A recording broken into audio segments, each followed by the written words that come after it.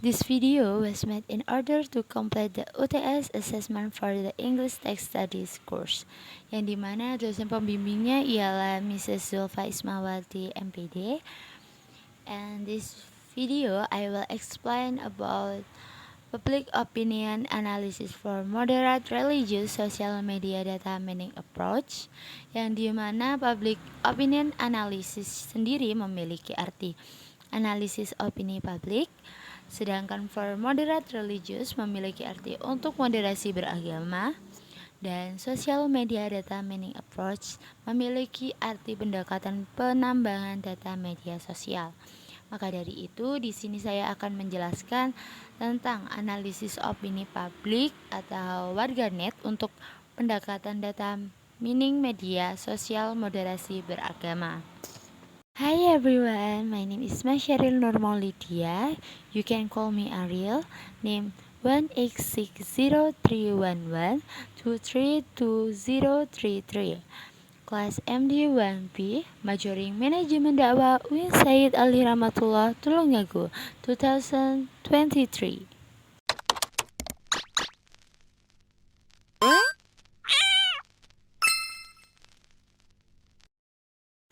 Public Opinion Analysis for Moderate Religious Social Media Data Mining Approach. This journal is published by Jurnal Ilmu Dakwah from Islam Negeri Sunan Gunung Jati University, Bandung, Indonesia, Sinta 2, and this journal was written by M. Mudofid, Ilyas Supena, Safrodin, Abdul Karim, and Salahuddin. So, in this abstract, there are 5 things, namely purpose, method, result, implication, and originality of this journal. For further information, you can watch this video. Abstract purpose. This paper aims to elaborate discourse of religious moderate on social media in terms of perception of netizen responding to the value of religious moderate, yang dimana abstrak bagian purpose atau tujuan memiliki arti. This paper merupakan tulisan ini aims bertujuan to elaborate untuk menguraikan discourse wacana of religious moderation adalah moderasi beragama on social media di media sosial in terms dalam hal of perception persepsi of netizen responding merupakan tanggapan netizen atau warganet to the value pada nilai-nilai of religious moderate, yang artinya moderasi beragama. Jadi bisa kita tarik kesimpulan bahwa di bagian purpose atau di bagian tujuan ini berisi tentang tujuan untuk mengolaborasi moderasi beragama di media sosial dalam hal persepsi atau tanggapan para netizen atau warganet, yang dimana tanggapan tersebut berisi tentang nilai-nilai moderasi beragama. Method. This study used text meaning to interpret and categorize comment from Twitter about the value of moderation. In addition, sentiment analysis used to capture the number of positive and negative words in each tweet. Data analysis was used to extract and explore the dominant Twitter use emotion around the value of moderation. Yang dimana di dalam metode ini, this study use penelitian ini menggunakan text meaning to interpret, penambangan teks untuk interpretasi, and kategoris komen dan kategori komentar from Twitter dari Twitter about the value tentang nilai-nilai of moderation moderasi. In addition, selain itu, sentiment analysis analisis sentimen used to digunakan untuk capture the number, menangkap jumlah of positive and negative words, kata-kata positif dan negatif in each tweet, di setiap tweet. Data analysis was used. Analisis data digunakan to extract and explore the dominant, untuk mengekstrak dan mengeksplorasi Twitter use emotional, emosi pengguna Twitter around the value of moderation, seputar nilai-nilai moderasi. Result. Sentiment analysis result in indication the variant of Twitter use public participation in providing perception of religious or religious moderation value.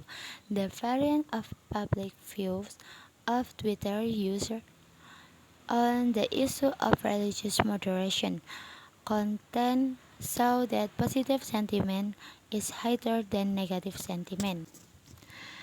Di bagian result atau hasil, sentiment analysis result, hasil analisis sentimen, indicate the variance of Twitter, menunjukkan variasi Twitter.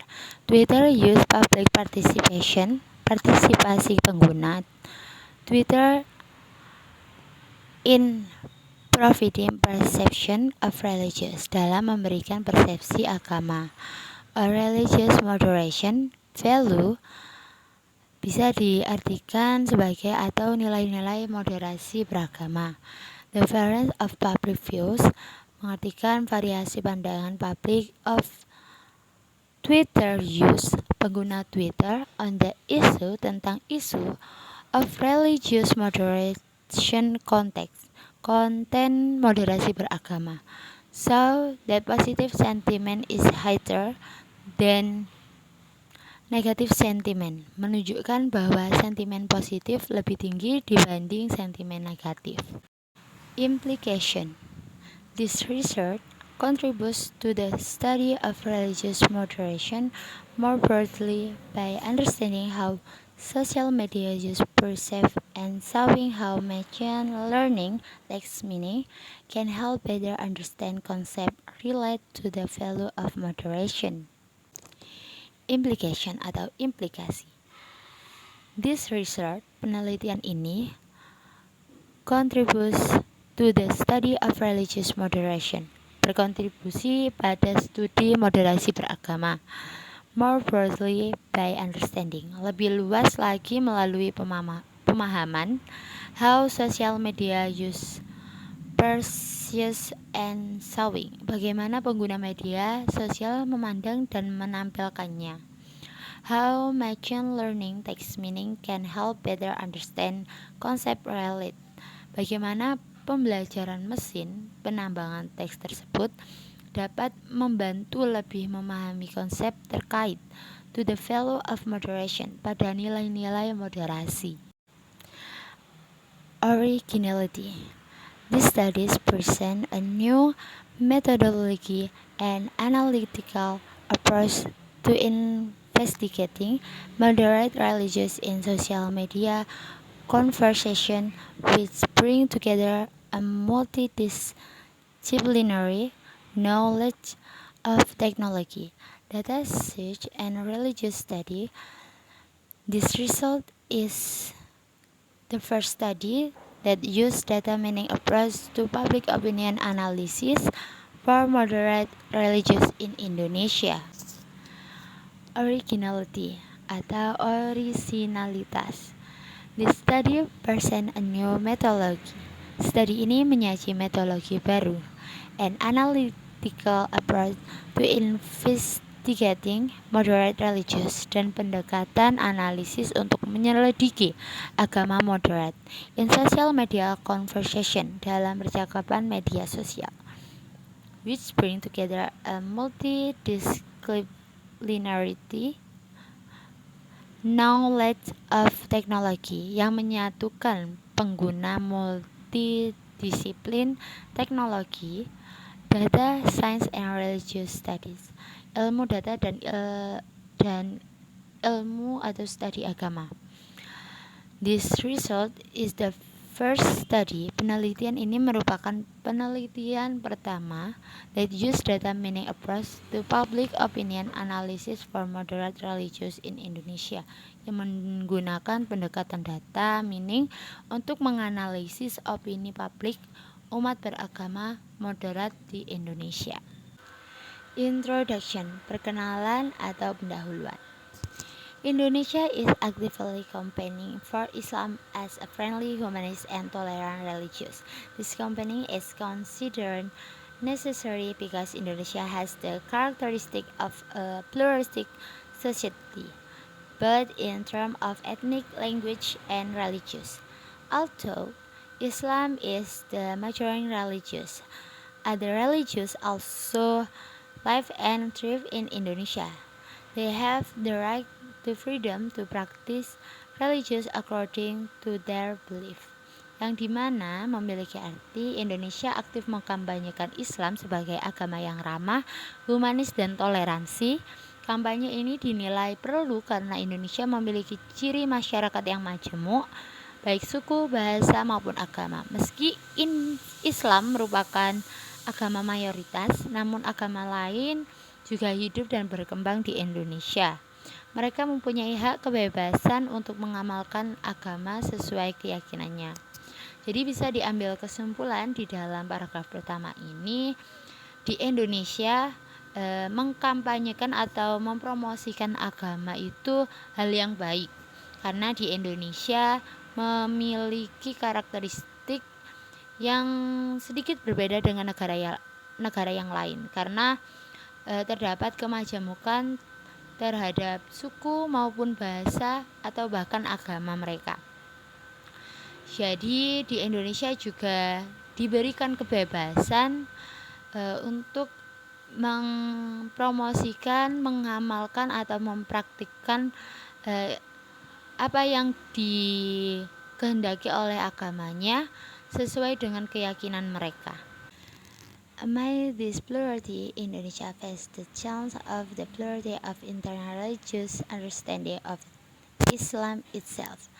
The plurality of understanding is marked by the emergence of religious schools such as Sunni, Shia, Wahhabi, Salafi, Ahmadiyya, and so on. This diversity of understanding then gives birth to two types of religious understanding that are both extreme. Well, on the one hand, there is a fundamentalist religious understanding, while on the other hand, there is a liberal religious understanding. Fundamentalist schools understand the Quran and Sunnah textually and logically, both in the field of truth and social interaction. As the result, they treat non-Muslim or group outside themselves intolerantly. Different from fundamentalist liberal Islam understand the Quran relationally, contextual, and productively, so that it gives birth to a product of understanding that is different from the understanding of the mainstream of Muslim. Their understanding of the Quran and Sunnah has gone beyond the text, but is based on the moral message of the text. As a result, their understanding can obscure the meaning and nature of religion for ordinary people. Dimana di paragraf kedua ini bisa diartikan sebagai di tengah pluralitas tersebut, Indonesia menghadapi tantangan pluralitas pemahaman keagamaan internal Islam itu sendiri. Pluralitas paham tersebut ditandai dengan munculnya aliran-aliran agama seperti Sunni, Shia, Wahhabi, Salafi, Ahmadiyah, dan sebagainya. Keberagaman pemahaman inilah yang kemudian melahirkan dua jenis pemahaman keagamaan yang sama-sama ekstrim. Di sisi terdapat pemahaman agama yang fundalis, dan di sisi lain terdapat pemahaman agama yang liberal. Aliran fundamentalis memahami agama dan sunnah secara tekstual dan kaku, baik dalam bidang akidah maupun interaksi sosial. Akibatnya mereka memperlakukan non-muslim atau kelompok di luar dirinya secara tidak toleran. Berbeda dengan Islam fundamentalis, Islam liberal memahami Al-Quran secara rasional, kontekstual, dan produktif, sehingga melahirkan produk pemahaman yang berbeda dengan pemahaman mainstream umat Islam. Pemahaman mereka terhadap Islam dan Sunnah sudah melampaui teks, namun didasarkan pada pesan moral teks. Akibatnya, pemahaman mereka bisa mengaburkan makna dan hakikat agama bagi masyarakat awam. In this position, Indonesia is interested in conducting counter-discourse against intolerant religious discourse on the one hand and liberal one on the other, namely a more moderate understanding model. This moderate religious understanding of Islam developed in Indonesia under the name Islam Nusantara NU and Progressive Islam Muhammadiyah. This counter-discourse strategy is a chance because the Islam movement with an intolerant paradigm used social media to campaign for the teaching. Therefore, one of the steps in carrying out a counter-discourse strategy is to convey idea and opinion about moderate Islam. Status on social media, di mana di paragraf ketiga ini, di dalam posisi tersebut, Indonesia tertarik untuk melakukan kontrawacana terhadap wacana agama intoleran di satu sisi dan wacana liberal di sisi lain, yakni model pemahaman yang lebih moderat. Pemahaman agama Islam yang moderat ini berkembang di Indonesia dengan nama Islam Nusantara NU dan Islam Progresif Muhammadiyah. Strategi tandingan wacana ini menjadi sebuah tantangan karena gerakan Islam dengan paradigma intoleran menggunakan media sosial untuk mengkampanyekan ideologinya. Oleh karena itu, salah satu langkah dalam melakukan strategi kontra wacana adalah dengan menyampaikan gagasan dan pendapat tentang status Islam moderat di media sosial. Discourse strategy is essential because online media is determining variable among religious habitation, education, welfare, nationalist identity, and social inequality. Direct online media expose has success in changing the religious converse of the Muslim audience to be more moderate, while others are simulate and indirect.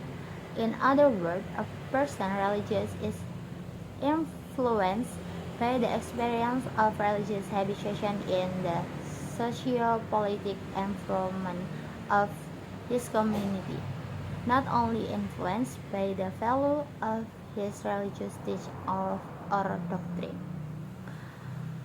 One of them is the influence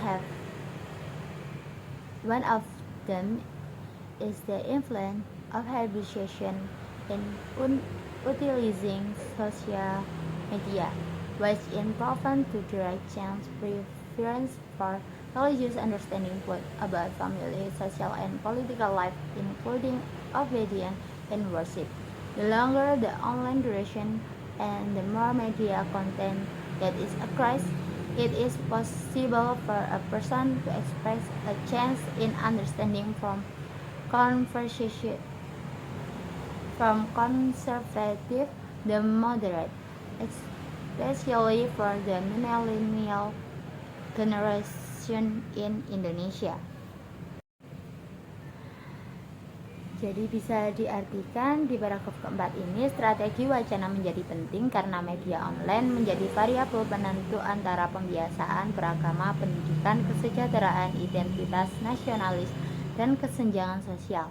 Paparan media online secara langsung berhasil mengubah konservatisme agama khalayak muslim menjadi lebih moderat, sementara yang lain bersifat simultan dan tidak langsung. Dengan kata lain, religiusitas seorang dipengaruhi oleh pengalaman pembiasaan beragama di lingkungan sosial politik masyarakat, tidak hanya dipengaruhi oleh nilai-nilai ajaran atau doktrin agamanya saja. Salah satunya adalah pengaruh pembiasaan dalam memanfaatkan media sosial yang terbukti secara langsung mengubah preferensi pemahaman agama, baik tentang keluarga, kehidupan sosial, dan politik, termasuk ketaatan dalam beribadah. Semakin lama durasi online dan semakin banyak konten media yang diakses, maka tidak menutup kemungkinan seseorang akan mengalami perubahan pemahaman dari konservatif menjadi moderat, khususnya bagi generasi milenial Indonesia. Based on research by Flickstein and MC Adam, religious in Indonesia social media space is vulnerable to social conflict. The potential from conflict in the social media speech is exacerbated by the spread of fake news, hoax, malicious gossip, and personalized hate speech. Meanwhile, the research put forward by Sunarto also confirmed that social media has an impact on the development of religious radicalism.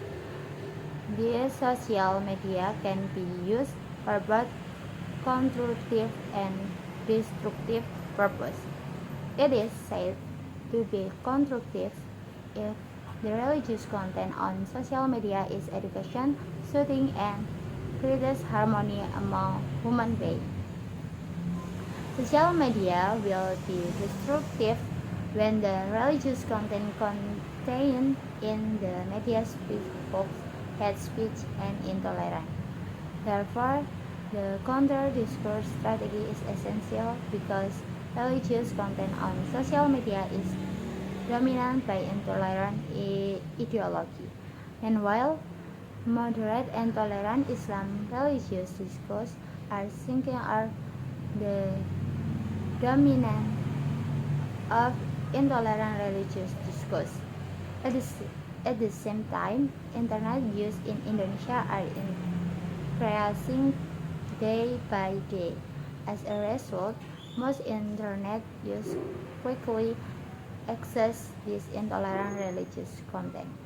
Yang dimana di paragraf kelima ini diartikan bahwa berdasarkan penelitian Fixstein and MC Adam, agama di ruang media sosial Indonesia rentan terhadap konflik sosial.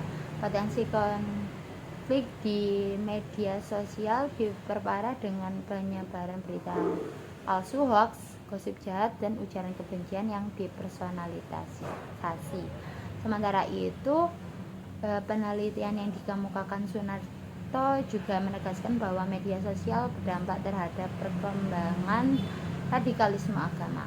Dengan demikian, media sosial dapat dipergunakan untuk tujuan konstruktif dan destruktif. Dikatakan konstruktif jika konten agama di media sosial bersifat edukatif, menyejukkan, dan menciptakan kerukunan antar umat agama dan umat manusia. Media sosial akan menjadi destruktif ketika konteks keagamaan yang terkandung dalam media tersebut menyebarkan hoax, ujaran kebencian, dan intoleran. Oleh karena itu, strategi kontrawacana menjadi penting karena konten keagamaan di media sosial didominasi oleh ideologi intoleran. Sementara itu, wacana agama Islam yang moderat dan toleran semakin terpuruk di bawah dominasi wacana agama yang intoleran. Pada saat yang sama, penggunaan internet di Indonesia semakin hari semakin meningkat. Alhasil, sebagian besar pengguna internet dengan cepat mengakses konten keagamaan yang intoleran tersebut. Based on report led by We Are Social, a British company in collaboration with Hootsuite, active social media use in Indonesia are, as of January 2021, increased by 6.3%, or the equivalent of 10 million use compared to January 2020, when viewed from the total population of Indonesia around 274.9 million people, then 61.8% of them are active on social media. Meanwhile, it is known that the less Indonesia internet use have reached 202.6 million. Interestingly, of Indonesia, 170 million active social media use. 168.5 million accept in via mobile device such as smartphone. Another fact is that We Are Social and Host said that the average Indonesia social media use could spend up to 3 hours and 5 minutes per day. In terms of the age of social media use, This report showed that residents in the 25 34 years age range to meet. After that, the age group is 18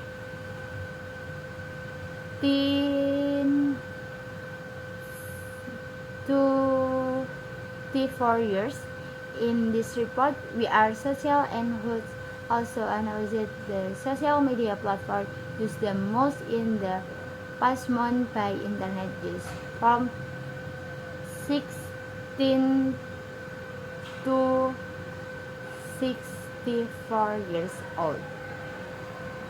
Among the existing social media platforms, YouTube occupies the top position. They were followed by WhatsApp, Instagram, Facebook, and Twitter. Maka bisa diartikan di paragraf ke-6 ini, berdasarkan laporan yang dirilis Gar Sosial, perusahaan asal Inggris yang bekerja sama dengan Hootsuite, pengguna aktif media sosial di Indonesia per Januari 2021 meningkat sebesar 6,3% atau setara 10 juta pengguna dibandingkan Januari 2020. Jika dilihat dari total penduduk Indonesia sekitar 274,9 juta jiwa, kemudian 61,8% diantaranya aktif di media sosial. Sementara itu, pengguna internet Indonesia terkini diketahui mencapai 202,6 juta. Menariknya, dari 170 juta pengguna aktif media sosial di Indonesia, 168,5 juta mengakses melalui perangkat seluler seperti ponsel pintar. Fakta lainnya, WeAre Social dan Hootsuite menyebutkan rata-rata pengguna media sosial Indonesia bisa menghabiskan waktu hingga 3 jam 14 menit per hari. Dari sisi usia pengguna media sosial, laporan ini menunjukkan bahwa penduduk pada rentang usia 25-34 tahun mendominasi. Setelah itu kelompok usia 18 tahun hingga 24 tahun. Dalam laporan ini, WeAre Social and Hootsuite juga menganalisis platform media sosial yang paling banyak digunakan dalam sebulan terakhir oleh pengguna internet berusia 16 hingga 64 tahun.